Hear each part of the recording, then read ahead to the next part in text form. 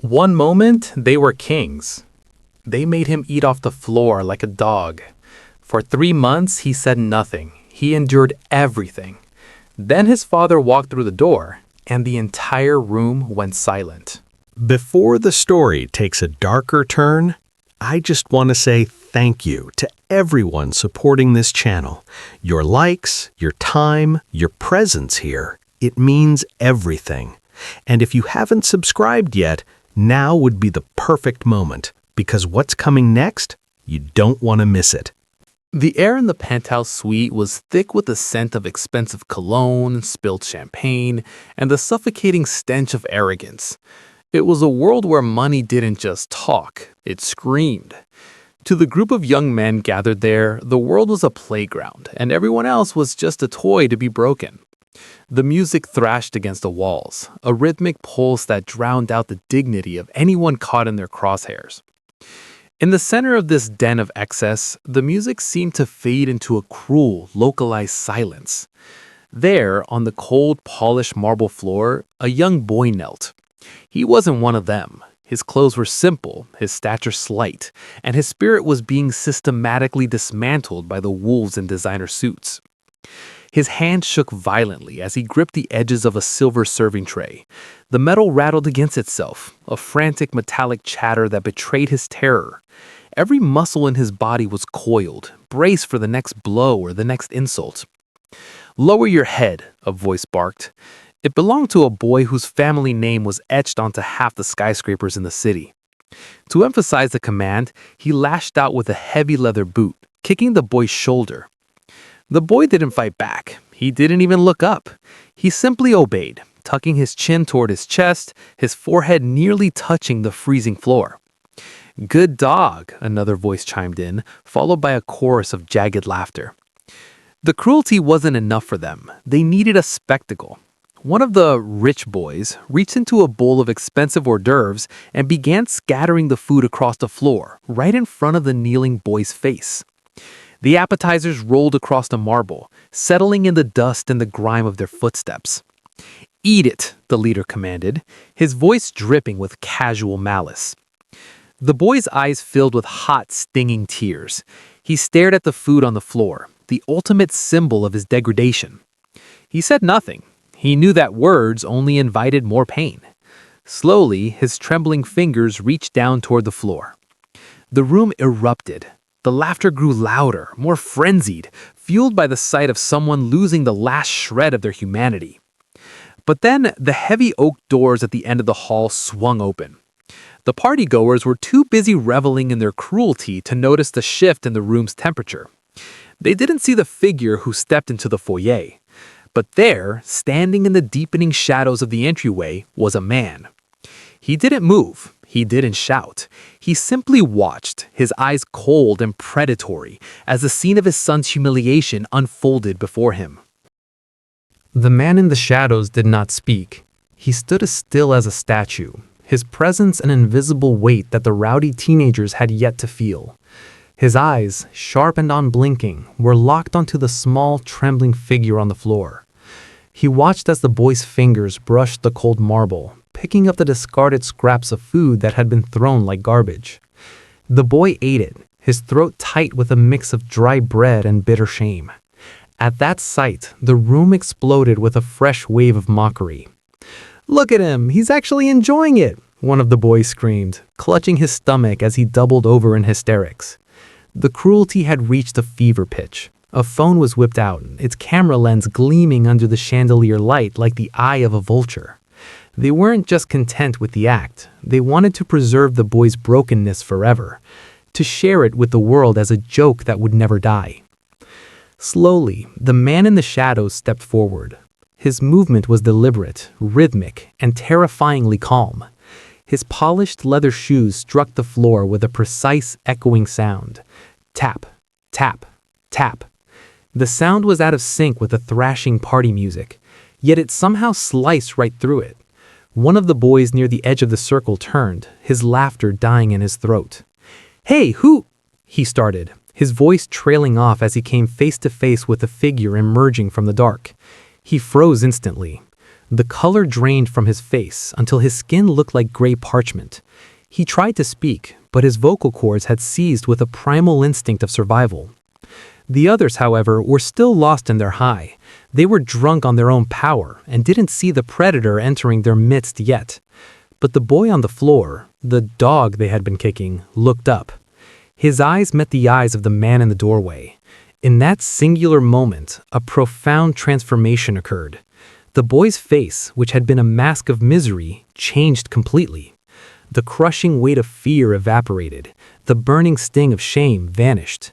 For the first time in 3 months, his eyes filled with something the boys in that room would soon learn to fear: hope. Stand up. The command was not a scream. It was low, calm, and possessed a gravitational weight that seemed to suck the oxygen out of the room. The thrashing music suddenly felt like noise, and then, as if an invisible hand had cut the power, it went silent. Every head in the penthouse turned toward the source of that voice. One of the boys, near the center of the circle, who had been laughing the loudest, let his glass slip through his fingers. It didn't shatter, it just thudded against the rug, spilling amber liquid like a bloodstain. His jaw hung open. No, it can't be," he stammered, his voice cracking. The man stepped fully into the light. He was tall, dressed in a suit that cost more than the cars parked outside, and a dark tattoo snaked up his neck, disappearing under his jawline. His eyes didn't dart around. They burned with a quiet, focused anger that promised a reckoning. In his presence, the rich boys who had felt like kings seconds ago were suddenly exposed as the children they were. No one moved. No one dared to breathe. The boy was still kneeling on the cold floor, his hand still hovering near the tray. The man's gaze softened for a fleeting second when it landed on his son, before snapping back to the group with the sharpness of a blade. He looked at every face, memorizing the features of the tormentors. "Who," he said, the word vibrating in the stillness of the room, "told my son to kneel?" Silence. Pure, suffocating silence followed. Somewhere in the back, another glass finally slipped from a shaking hand and shattered against the marble, the sound echoing like a gunshot. In that moment, the realization hit them like a physical blow. The power dynamic had shifted. The games were over. They were no longer in the ones in control. The silence in the room was heavy. A suffocating blanket that pressed down on the chests of everyone present. The boys looked at each other with wide, panicked eyes, their silent glances pleading for someone else to speak, someone else to take the lead, someone else to face the monster standing in the light. The bravado that had fueled their cruelty only minutes ago had evaporated, replaced by a cold, sharp dread. Finally, one of the older boys stepped forward. He was the one who had been leading the mockery, the one whose family name usually acted as a shield against any consequence. He forced a smile, though it was a brittle, shaking thing that didn't reach his eyes. "Sir, it's just a joke," he stammered, his voice thin and reedy. "We were just playing around. You know how it is." He looked around for support, but his friends remained frozen. The room felt as though the temperature had dropped 20 degrees. The Mafia Boss did not flinch. He didn't even blink. He stood like a pillar of granite, his shadow stretching long across the floor toward the boys. "Playing?" the boss repeated. The word was flat, devoid of emotion, which made it 10 times more terrifying than a shout. The boy nodded quickly, sensing a potential opening to escape the pressure. Yes, he agreed to it. He was in on the fun. Slap. The sound was like a whip cracking in a canyon, sharp and violent. The force of the blow sent the boy spinning, and he hit the floor hard, the breath leaving his lungs in a wheeze. No one in the room had even seen the boss move. His speed was supernatural, a blur of motion that had already returned to a state of perfect, lethal stillness. "Do not lie to me," the boss said. His voice remained eerily calm, the same low register as before. But now, the weight of it had changed. It wasn't just heavy anymore. It was deadly. He looked down at the boy groveling on the floor, and in that gaze there was no mercy, only the cold calculation of a man deciding what the price of a lie would be. The Mafia Boss looked around the room, his gaze a cold scythe cutting through the remaining bravado of the group. The boy he had struck lay whimpering on the marble, but the boss didn't spare him a second glance. His focus was on the collective. "Everyone who laughed," he said, his voice slow and deliberate, "step forward." For a long moment, no one moved. The boys stood like statues, paralyzed by the hope that if they stayed still enough, they might become invisible. But that hope was shattered as the heavy doors at the back of the room groaned open again. His men entered. They were quiet, cold, and moved with a synchronized efficiency that signaled professional violence. They didn't say a word as they fanned out, systematically blocking every exit and corridor. The penthouse, once a symbol of freedom and excess, had officially become a cage. Now they moved. Realizing there was no escape, the boys began to shuffle to the center of the room. One by one, they stepped forward into the light of the chandelier. Some were shaking so violently their teeth chattered. Others were already breaking down, tears streaming through their expensive skincare and onto their designer shirts. The boss didn't wait for them to settle. He pointed a single, steady finger at the floor. "Kneel." The group hesitated. It was a brief flicker of resistance, a second of disbelief that their status wouldn't save them. It was 1 second too long. Without warning, one of the boss's men moved, a heavy boot connected with a chair, kicking it out from under one of the boys with a violent crash. The boy fell hard, his knees slamming into the marble with a sickening thud. The sound served as a starting pistol. The rest of the group dropped quickly, their legs giving way under the weight of sheer terror. Now they were all kneeling. The hierarchy of the room had been completely inverted. They were in the exact position they had forced upon the child only minutes prior. "Good," the boss said, the word dripping with a terrifying satisfaction. He turned his back on the row of trembling heirs and looked at his son. His voice softened, but the command was no less firm. "Stand." The boy stood slowly. His legs were weak, and he was still shaking from the trauma of the last 3 months, but he rose. He stood tall, while those who had bullied him were forced to look at the floor. "Watch," the boss commanded, his eyes returning to the kneeling crowd.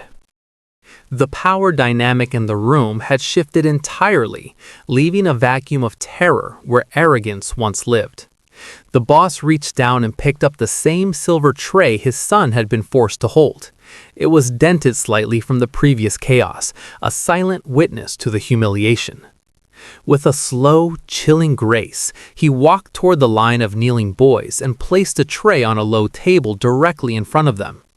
The clatter of the metal against the surface sounded like a death knell in the quiet room. "Serve him," the boss commanded, his voice a low vibration. For a moment, no one moved. Their brains struggled to process the total inversion of their world. They were the ones who were served. They were the ones who gave orders. To serve the boy they had called a dog felt like an impossible nightmare.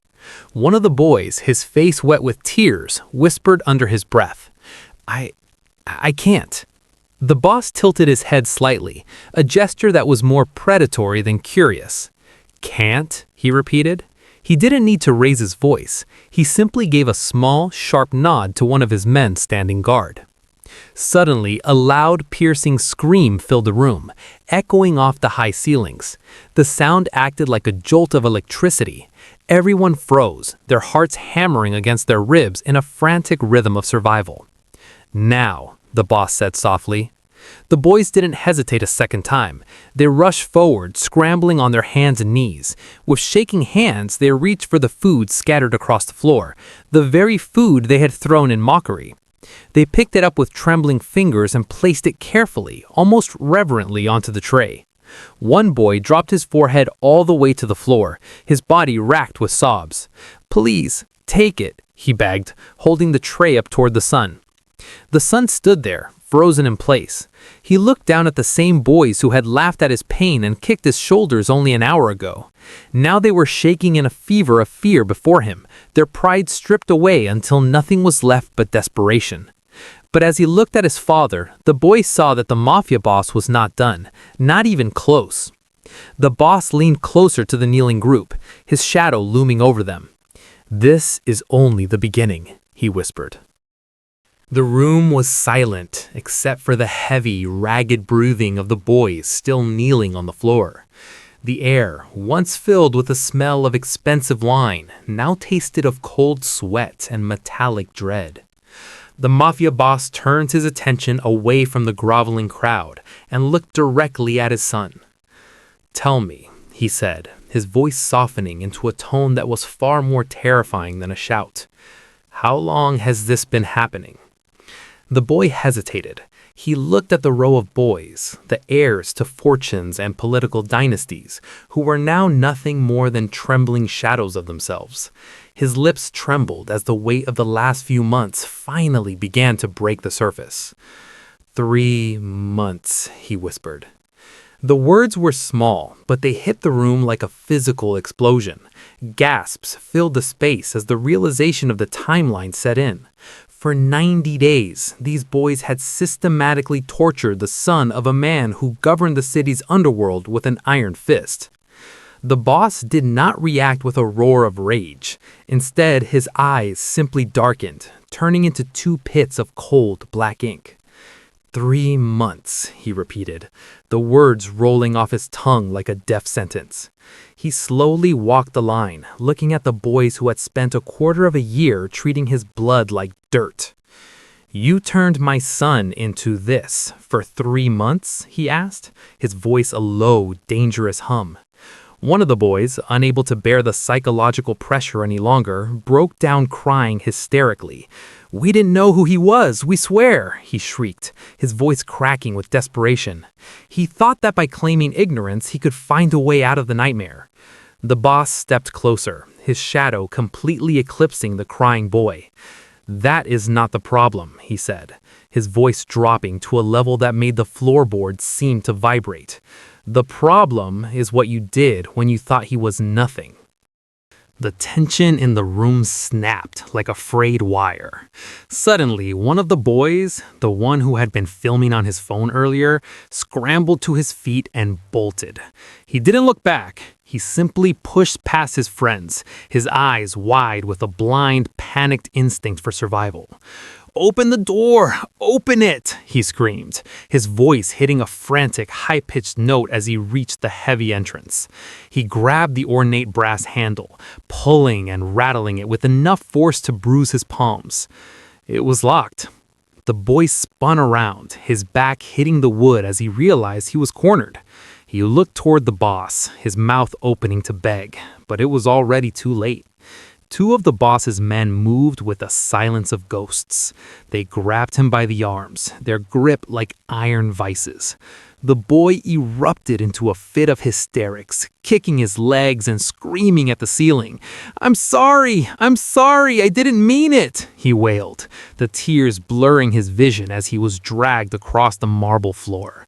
They didn't stop until they threw him back down onto the floor, right at the feet of the Mafia Boss. The boss looked down at him, his expression disturbingly calm and cold. There was no pity in his eyes, only the detached observation of a man watching a bug squirm. "Running," the boss said, his voice cutting through the boy's sobs, "makes it worse." The boy shook his head frantically, his face pale and wet. Please, I'll do anything," he choked out, gasping for air. The boss leaned closer, his presence looming over the boy like a shadow of death. "You already did everything," he whispered. The boss stood tall, his silhouette imposing against the opulent backdrop of the penthouse. The power in the room had shifted so completely that even the air felt heavy, vibrating with the silent terror of the boys on the floor. "Pain teaches fast," he said, his voice echoing off the high ceilings like a gavel. "But memory," He paused, letting the silence stretch until it became unbearable. Lasts longer. He turned his cold gaze toward the boy who had just tried to run, the one now trembling at his feet. With a sharp flick of his hand, he gave a command that brooked no argument. Stand. The boy could barely find the strength in his legs. His muscles were like jelly, but he forced himself up, his body racked with quiet sobs. Look at him, the boss ordered, pointing directly at his son. The boy obeyed, his eyes red and blurring with tears as he faced the peer he had treated like an animal. Say it, the boss commanded. I'm sorry, the boy managed to choke out, his voice barely a whisper. Louder, the boss barked, the sudden volume making everyone in the room flinch.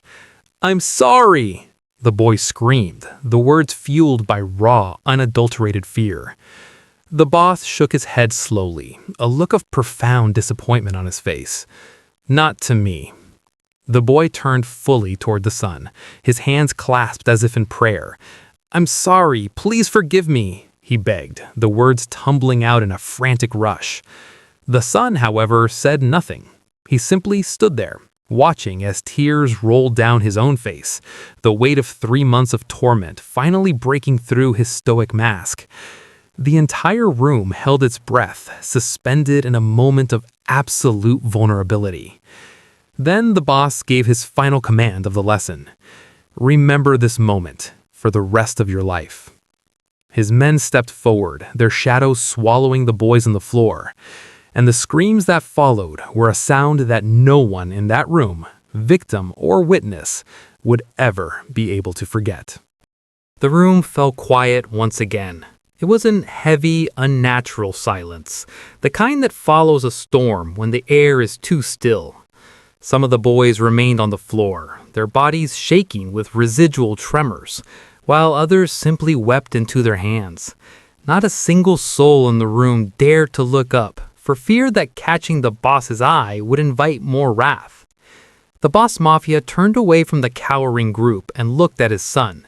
Come here, he said softly. The boy walked toward his father slowly. His steps were still weak and hesitant, but as he moved, his posture began to shift. The hollow, haunted look was fading, replaced by eyes that were different now, sharper, steadier, and filled with a new understanding. The boss placed a heavy, protective hand on his son's shoulder. Look at them, he commanded. The boy obeyed. He looked at the same group of boys who had spent 90 days treating him like a dog. They were no longer the untouchable kings of the school. They were broken, terrified, and small. Do you hate them? The boss asked. The question hung in the air for a long time. The kneeling boys waited for the word that would seal their fate. Finally, the boy spoke. I did, he admitted, his voice quiet but clear. The room held its breath. But I don't want to be like them.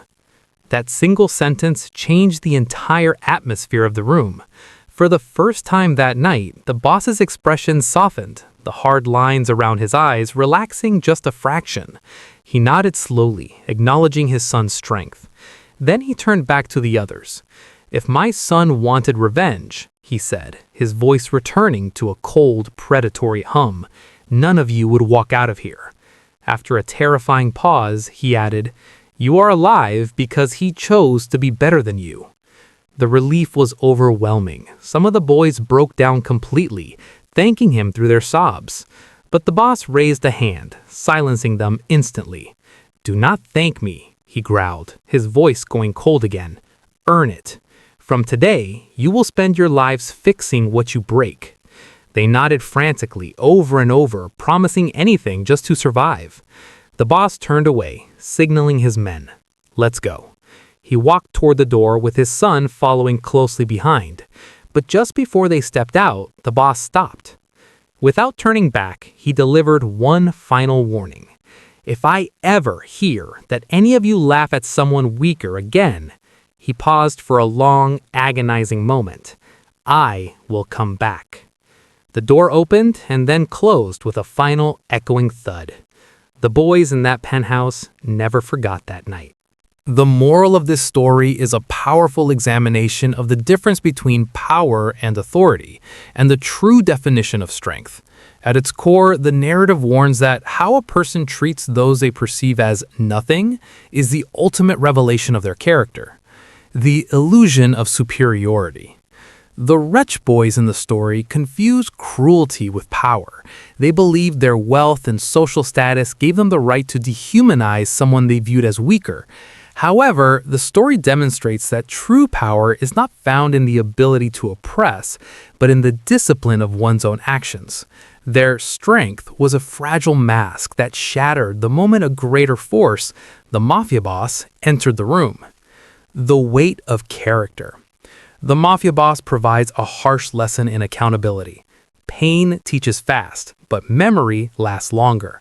He highlights that the boy's greatest failure wasn't just bullying his son, but doing so because they thought the boy was defenseless. This exposes a fundamental lack of integrity. Choosing grace over revenge. The most profound moral lesson comes from the son. Despite 3 months of systematic abuse, he chooses to break the cycle of violence. By stating, "I don't want to be like them," he proves that he is the strongest person in the room. His mercy is what ultimately saves his tormentors. The story concludes with a mandate for redemption. It is not enough to be sorry. One must earn their place by spending their life fixing what they have broken. It teaches that while we cannot always control what happens to us, we are defined by whether we choose to rise above our circumstances or sink to the level of those who hurt us.